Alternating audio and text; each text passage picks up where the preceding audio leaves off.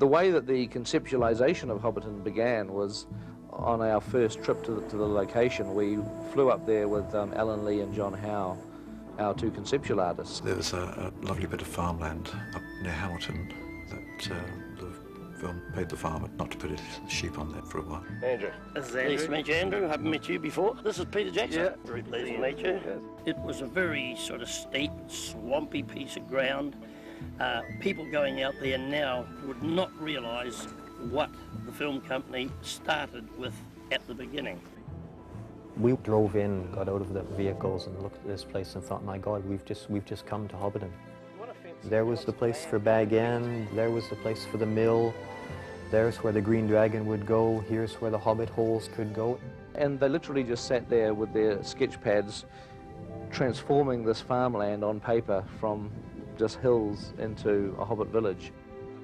Several months of very extensive work followed, which involved major earthworks. Just scoop out some of that and maybe put veggie patches in the middle. The establishment of a very solid road, which the New Zealand Army helped to build for us. When the Army arrived with a great convoy of machinery and trucks, as it came up Buckton Road over here, the neighbours thought warfare was coming to the district, I think, and my phone was red hot that night. All around the chimney should be little bits of bracken. And one of the things that's essential with Hobbiton is that this place has to look like hobbits have lived here for hundreds of years. And so we actually started to plant vegetables in the gardens of Hobbiton about a year before our filming. So we planted hedges and allowed them to grow for a year. Real moss, real grass, real trees, and apparently real homes still set into the rolling hills. And it meant that I didn't have to use my imagination anymore, because Hobbiton was there for the camera and the audience to see, and for Gandalf to feel at home. Cat things.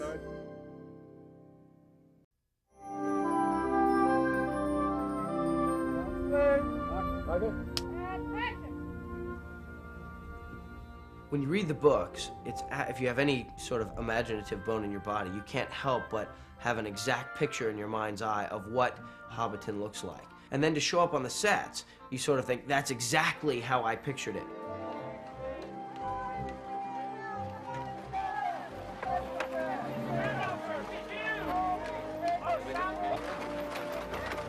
I remember the first day really clearly. We had already been portraying hobbits for a few months, and we got to go where hobbits were born.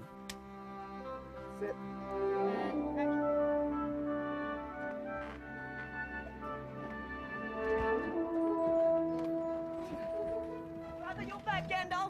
Yeah. I mean, that one. Hobbiton was incredible. When we all arrived there, we thought everyone wanted to stay there, you know. We're not in Kansas anymore, Toto. The Hobbit holes and the pathways and the, vegetable gardens and the wheat field. Yeah, this sort of town center and the pub and this amazing bridge over this little pond.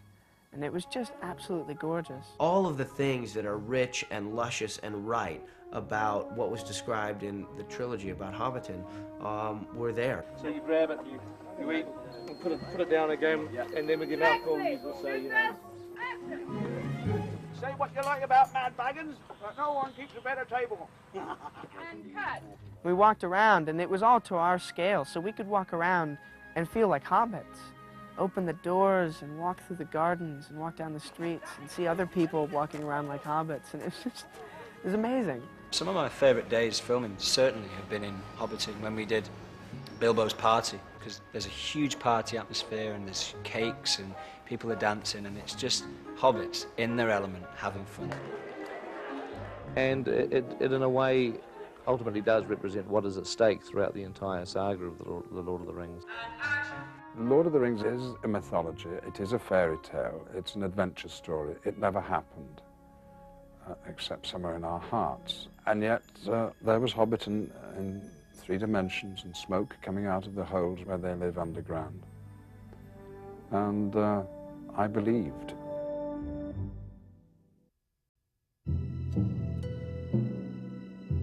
Stand by, everyone. Everyone's video, please. And action! When the hobbits arrive at the Bree Gates, they arrive in the pouring rain and they're looking for a tavern called the Prancing Pony. We have taken an enormous amount of care to try and build a cultural history to the peoples of Middle-earth through the use of props and wardrobe and set design. One of the parts that came to me from Peter were that he wanted it to be a very real world. He wanted to believe that all of this existed, you know, like an alternative reality, I suppose, or a world before this world. So he wanted an incredible depth to it. There was a darkness, a slightly gothic edge to Bree. The buildings all felt as though they were sort of leaning in over you, and of course all the humans were leaning in over the hobbits. The hobbits have left the comfort of the Shire, and now all of a sudden the big folk are all around and you can't look anybody in the eye, and the faces that Peter, you know, the actors that he hired, gritty, intense, and so Bree is, in the books and in the movies, the first time that the hobbits have begun an adventure, I suppose, that is perilous. Stand by for take. Lots of light, lots of bubble and animation. To believe the story, you've got to believe the world you're in, and a lot of work has gone into the detail, even though the camera won't pick up on it all. Roll sound. Sound speed. Background action. And action. You build an environment for the actors to act in. For example, we have engaged this potter, Merrick Schmizik, and he made all the pottery throughout the movie, including the pottery you see in Hobbiton and the Prancing Pony, and all of the stuff made according to Alan Lee's designs. Many. You don't expect to see every part of it on the screen, but you do build the whole environment. And if it gets shot, that's a real bonus. But if it doesn't get shot, it's still given those guys an environment to carry their craft forward, you know. And my third cousin's second to move on his father's side, if you follow me. Steady on, Frodo. And that's the thing, even though in this film you may not see some of those details, they're definitely there, all put together to create such a rich world. There is so much that we reference to Tolkien just within the production design, the visual look of the film. It actually makes it feel very real and historical. 644, take 8. 3, 2, 1, go.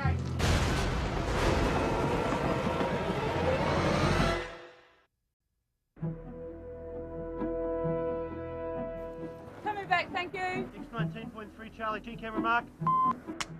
The Black Riders are one of the most memorable things of the book. I think a lot of people that read the book remember the Black Riders. Particularly the scene where the hobbits have to hide beneath a rotten log as the Black Rider stops in a forest sniffing them. There's a mushroom patch, so, you know, Mary will have the bag.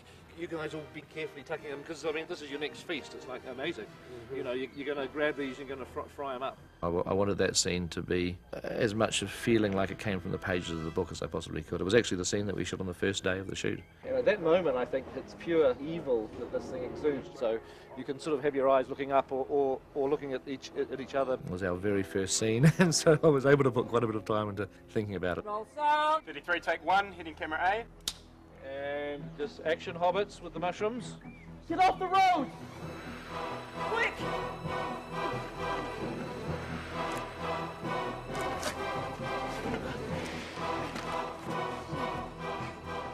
And horse! We hide underneath this log, and this Black Rider approaches, and he's aware of the ring, and he gets off his horse, and he's smelling for us and everything. They can only see shadows in our world. They have very poor eyesight, but they have this incredible sense of smell. So they're like hounds, bloodhounds, sniffing the ring. And Pete had this incredible idea, which was that not only are the hobbits scared, but also everything around the Black Rider is affected by his evilness. And you don't mind a big spider crawling down that? You've got big spiders? So he had moths flying out of the log and worms coming up from the ground and crawling away, and a huge spider comes across my shoulder, and I pick it up and I put it on this log and it crawls away, just to show that it's just something that it just infects everything around. You know, Black Riders are just pure evil. To have these things descending down on us that we don't even know what they are, these ring wraiths, really puts into perspective just how little the hobbits are and what they're really up against. Right, come, wait. Well, that was good for me. Can we just check the position of that horse again? The Nazgul, the Black Riders, actually used used to be kings and have since fallen into the legion of Sauron and basically work for him to attain the ring and return it to its master. The concept of the Black Riders is creepy. The fact that these creatures are solely attempting to find the ring which Frodo has in his possession, so they are purposely after Frodo Baggins. Okay, moving off. Stand by, please. Shooting. My actually first scene in the film, I'm trying to outrun the ring wraiths on a horse to protect Frodo, and oh my God. The 9 Black Riders over my shoulder at full gallop and canter coming at me with their clawed hands and they have no face. It was absolutely terrifying. They're scary. They're the sort of things of which nightmares are made from. When Frodo puts on the ring, he sees the ring wraiths for who they actually are, which is these kind of old, ghost-like, decrepit kings, you know, far from their original form and extremely frightening.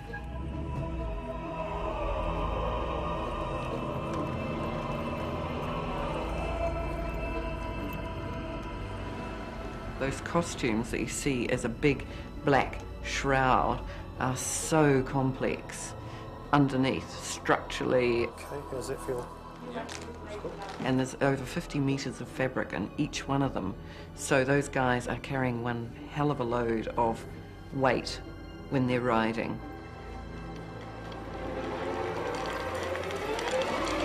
You know, these horrible sort of vampire-like creatures that have no memory of what they were, you know.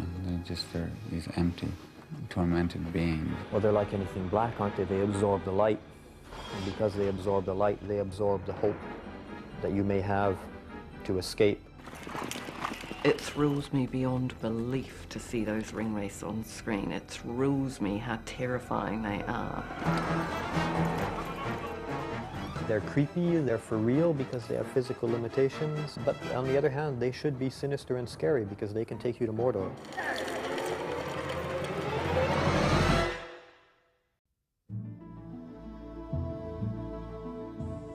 The elven refuge of Rivendell is hidden away in a deep valley in the foothills of the Misty Mountains, amongst woodlands, rivers, and waterfalls.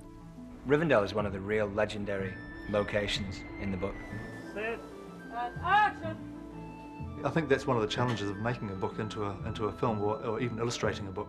You are supplanting someone's imagination with something that they're actually going to see with their eyes. Rivendell is almost like an ideal community where elves live in a very close harmony with nature. The hobbits have always been fascinated by elves because elves are creatures that are rarely seen but are shrouded in mystery. So like people in the Shire have no idea that the elves live in trees in Rivendell. As hobbits, this was all new to us as well, so we could easily convey those kind of emotions because it was quite different and beautiful. Director Peter Jackson imagined an ethereal environment of faded grandeur. Rivendell had an autumnal feeling, and that was partly because Rivendell is actually a society that's slightly in decay. It feels old and definitely past its prime, which is quite suitable for the slight kind of air of melancholy that there is around that whole area of the elves. It was this amazing forest with these little tiny, you know, this amazing intricate set kind of plopped down in the middle of it. The artists looked to Celtic decorative art and Art Nouveau as the starting points for elvish design. Rivendell has a sort of fantasy, flowing beauty to it, and it's layers and layers, and everything has detail. Every pillar has things carved. Every roof has various filigree, and all the lanterns have beautiful shapes. Rivendell was filmed on a variety of locations, including several enormous sound stages, an elaborate miniature set, and a large regional park north of Wellington. I actually went out there a few times and just sat and sketched. That was a lovely experience, actually, just being there in this very beautiful environment. Trying to design a film set for the elves in the same way that the elves would have designed their own habitation, which is very much part of nature. I've never seen anything like it. I mean, there was waterfalls, and just every little nook and cranny was so beautiful. One of the interesting things is the water in this system is a totally enclosed system that we brought the water in by tanker and we will take it out by tanker. We can't introduce any of this water into the natural river system because the possibilities of chlorine. So the whole system is a waterproof system in the ground that can't leak. Rivendell has a huge amount of green, a huge amount of flowers, vines. We wanted to, as the elves would have done, to have made the buildings kind of fit around the trees so that we wouldn't actually have too much of an impact on the landscape. I mean, it's just this perfect little magical place in the middle of everything green and alive. Okay, let's set up, please. Picture.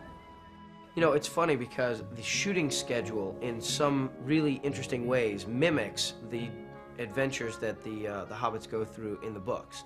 And so to all of a sudden be able to walk onto a set that was this paradise, this sort of Garden of Eden, this tranquil, lush, beautiful environment, there was no acting required. Cut. That was good. That was nice. I think Rivendell was a good example of somewhere that felt real, but also totally unlike anywhere that anyone had ever been before.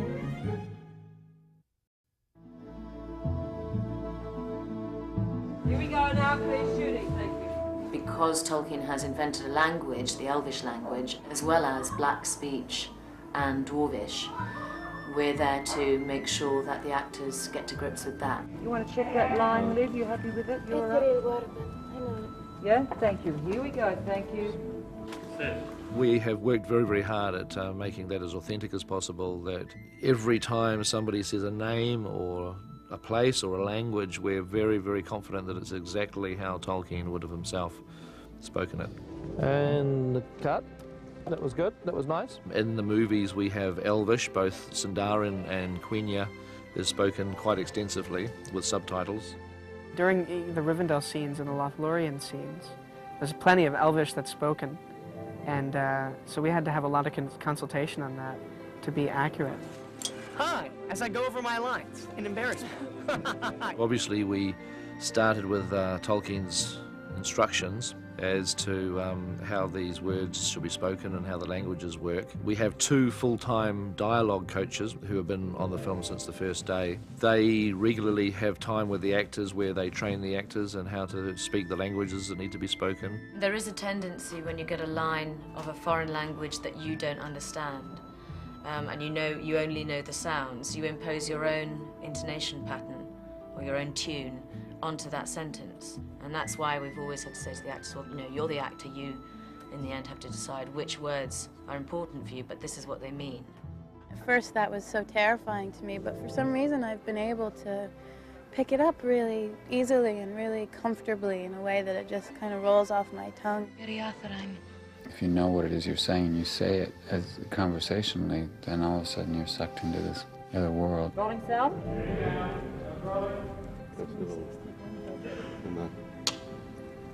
One of the things that Tolkien says in the book is that their speaking and their singing voices sound like bells chiming. They're just supposedly really magical and beautiful, and it really does sound that way when you speak it.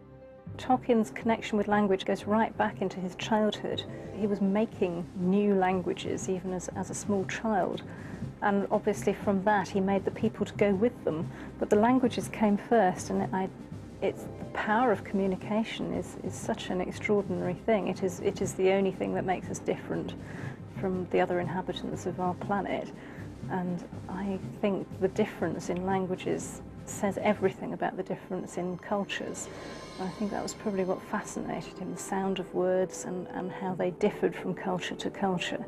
And all those ancient languages that he studied encoded within them an entire society.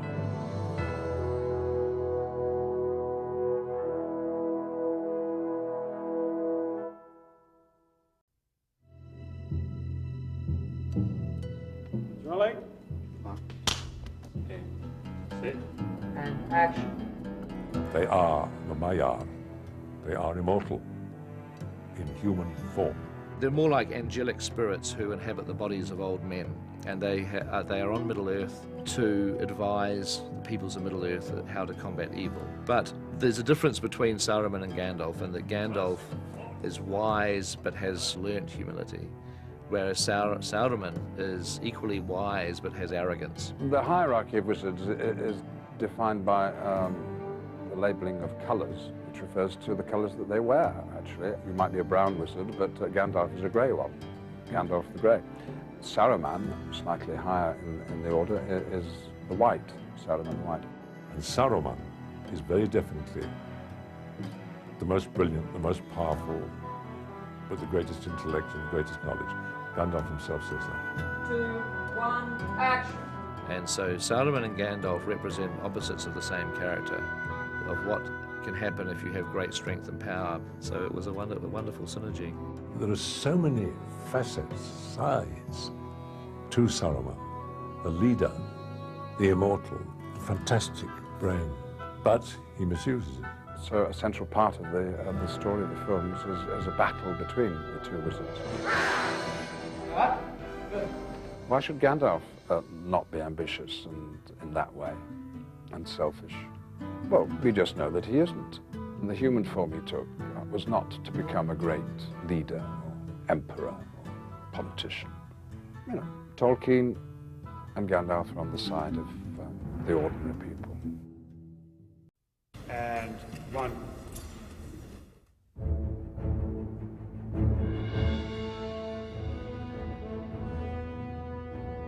One of the important things with the music in the story is that we wanted it to reflect the different cultures of the Lord of the Rings. You know, reading it off the page, it's incredibly rich with the language of the dwarves and the elves and the humans and the hobbits. But of course, the one thing that you don't get from reading the book is you don't hear the music.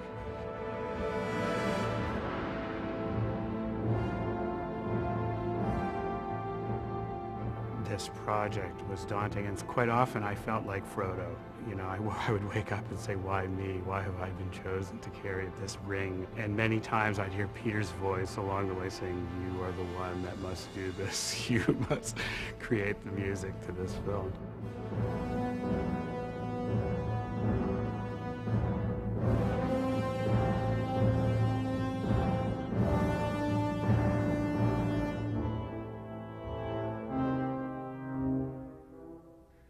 That seemed good. I wanted to bring the text of Tolkien back into the film. There's quite a lot of poetry and songs of Tolkien's design, and I wanted to reinsert the poems and the songs back into the story. So we've used ancient Dwarvish in Moria. It was sung by a Maori Samoan choir. We used Elvish, Sindarin, and Quenya in the score, actually sung in the score. Today we did a boys' choir. So this was a way to get some of the detail of the story back into the film.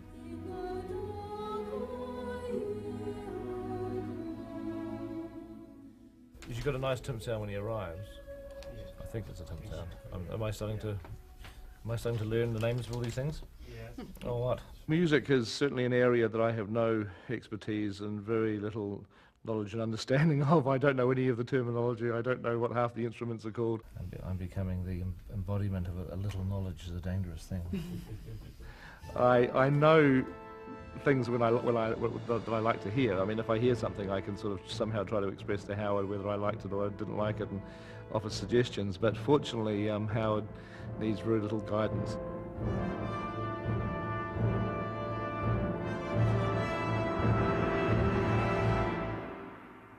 That was pretty good, Howard. It seemed to just the soundtrack just stopped right on the point that the horn came in, so there was no breathing space. Right. So should I stop a beat earlier? You probably should, I think. Yeah. Right. He might not be a musician in a traditional sense, but I mean, he has a very, very good understanding of how to use music in a film and how to use it emotionally and dramatically and pacing. I mean, I think he has a fantastic sense of it. It's very exciting for me when I'm finally here now and I'm hearing it being added to the film at this stage, because it totally enhances it for me. It takes the film that I've shot and it gives the film its heart and soul.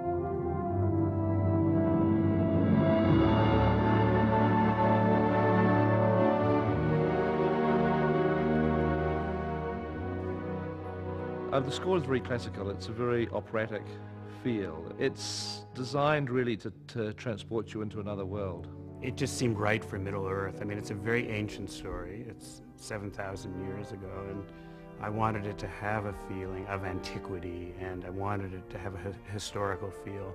And I wanted it to have a feeling that it was maybe you discovered the score somewhere in some old locker somewhere at the bottom of a sunken ship or something, you know.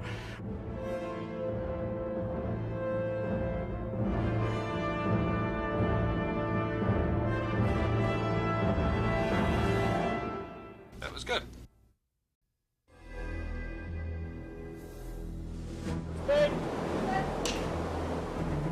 Action!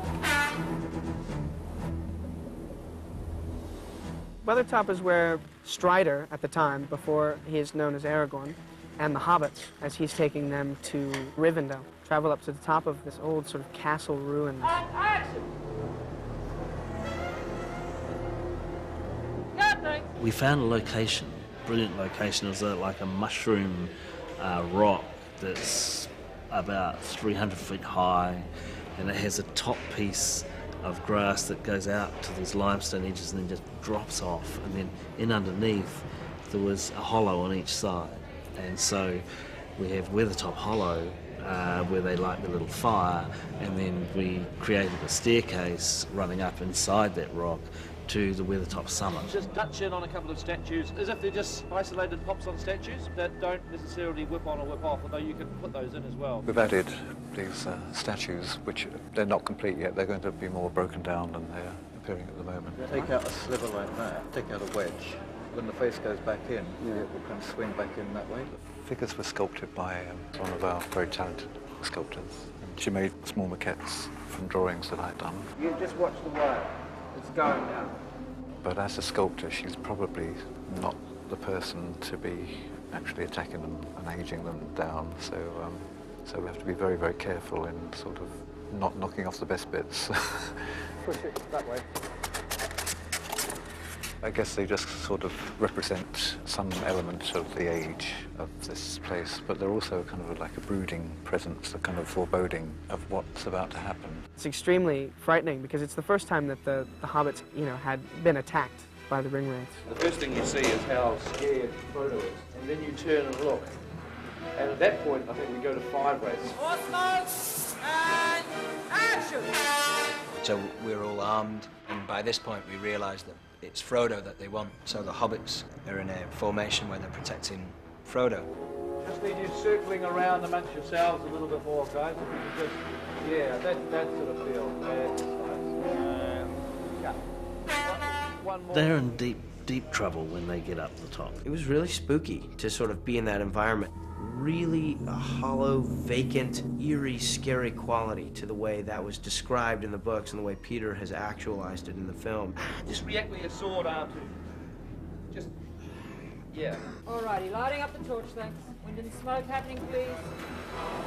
Shooting now, standing by. The whole set says this is not a place you really want to be, you know. You know, imagination before reality is so much easier to digest. You imagine a situation, you're like, yeah, I can do it. 15-month film, 3 movies, 5 in the morning, seeing the same people every day. Yeah, all right, it's an adventure. I can do it.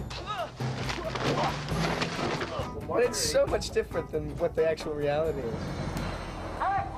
We had an agenda initially to cast English actors as the hobbits. I mean, Tolkien wrote the Shire as England, and hobbits are little English people going out into the big bad world. And a package arrived in the London casting office from Elijah Wood, and Elijah had heard about the project and had a friend of his videotape his own audition. It wasn't like a normal role. I didn't have to be a human. I could be a hobbit. And there were things that were sort of germane to being a hobbit. That was probably why it was so intriguing. We were at a desperate point that we really couldn't find a Frodo, and then suddenly we put this videotape in the machine, and that was Frodo. It was an extraordinary thing. I mean, he was very unusually focused and professional and very mature, and I think that was because of being in the movie business since, you know, he was a boy. The hero of Lord of the Rings is definitely Frodo Baggins. He is a character who ultimately has to make really the greatest sacrifice. There's sort of an inner strength in Frodo that makes him unique in being able to accept the responsibility of taking the ring to Mordor and destroying it. Are you frightened? Yes. Not nearly frightened enough. Shooting now, quiet please. Gentlemen, we do not stop till nightfall. Viggo Mortensen plays Aragorn, and he's an incredibly dedicated actor. We couldn't be more lucky for this man who is portraying the struggle to redeem himself from his ancestry and his heritage. He's self-sufficient, can take care of himself in the woods, can sort of take care of groups of people. We have no choice but to trust him. But where is he leading us? Everybody go, go, go! Viggo can play Aragorn as this sort of mythic hero with a sword and a costume and doing all this amazing stuff, or he can play Aragorn as a real person, and Viggo's playing it real and you really feel it. It's going to look much more exciting if you keep trying to go for Aragorn and he has to push his way through you. Viggo has totally embraced the culture that surrounds the use of a sword. If I just hit the column and it throws me out, down there, and then as it comes... He is the best swordsman I've ever trained. I mean, Aragorn is maybe the most physical character in the story. That's part of who he is. I mean, his physical courage or recklessness, depending on how you look at it, is part of what gets him through. Roll sound and action!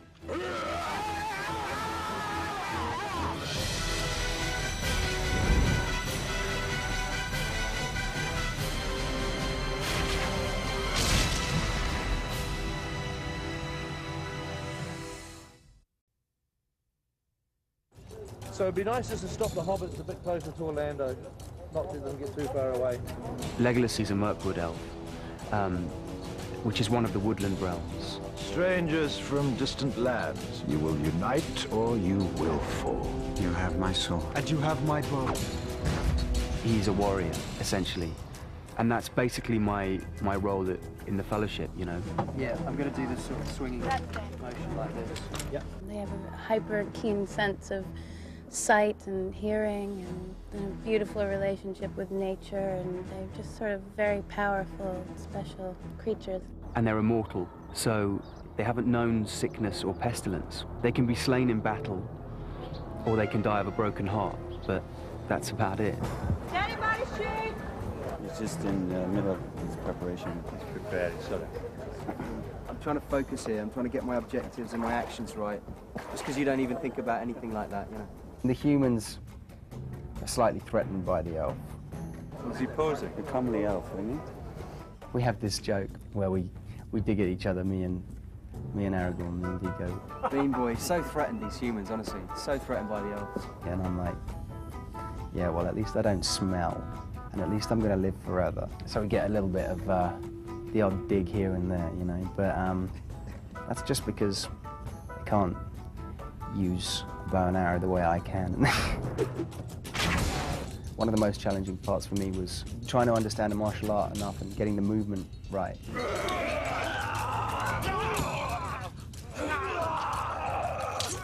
I always think of him as a cat, in a way. You know how a cat will, like, hop up onto a table and just sort of stop with no forward locomotion? It'll just stop there, and it'll be sitting still and alert on top of a table, you know. They're kind of like that. They have this kind of graceful, poised movement that's always switched on. Something draws near. I can feel it.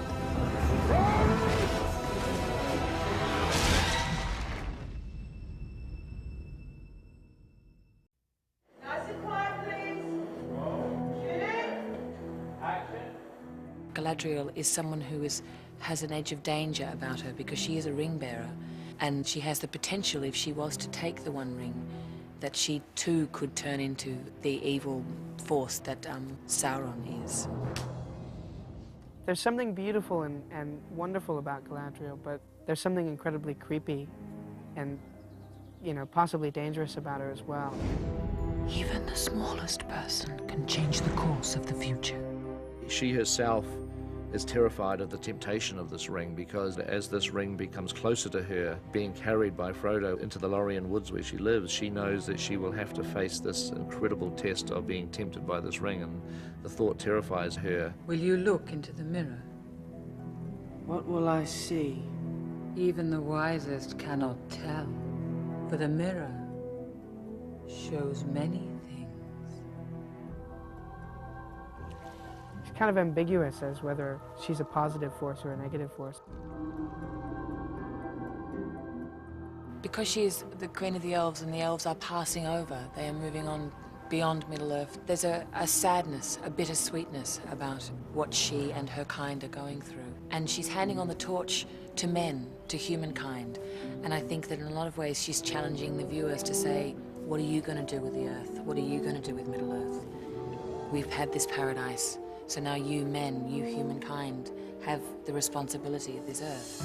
This task was appointed to you, and if you do not find a way, no one will.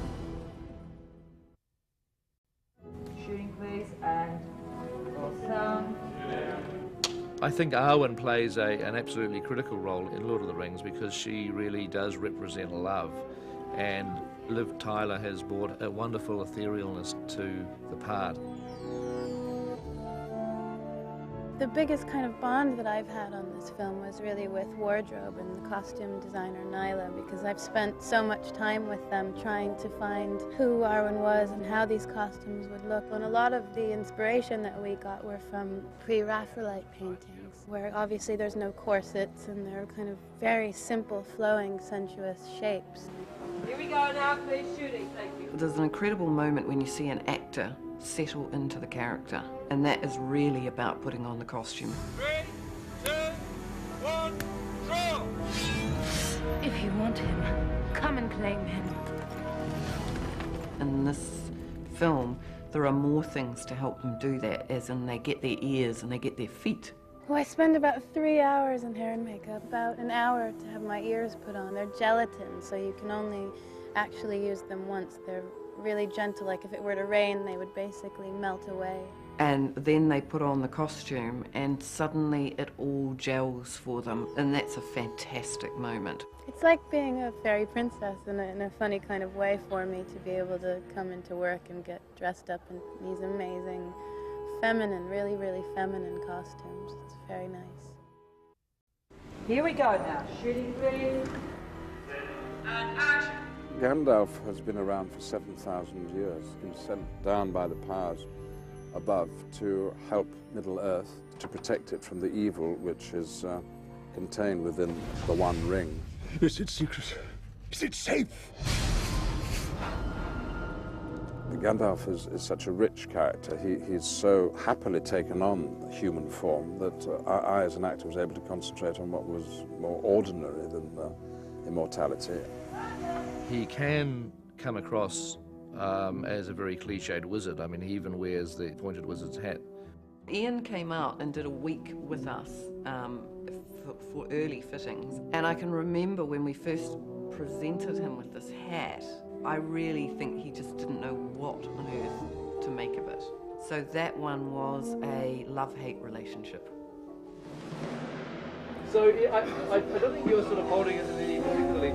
I think you're just using it, you know, just as a torch, basically. Yeah. Gandalf's magic I see as being subtle. I hate seeing fantasy movies where wizards are portrayed having sort of lightning bolts coming out of their fingertips and having all these tricks. And so we made a deliberate attempt to really not give Gandalf any visually cliched magical powers. Okay, cut! So, a very human wizard, and therefore a rather easy way into this strange, magical world that Tolkien created. Cut! Good. Okay, we'll just do one more.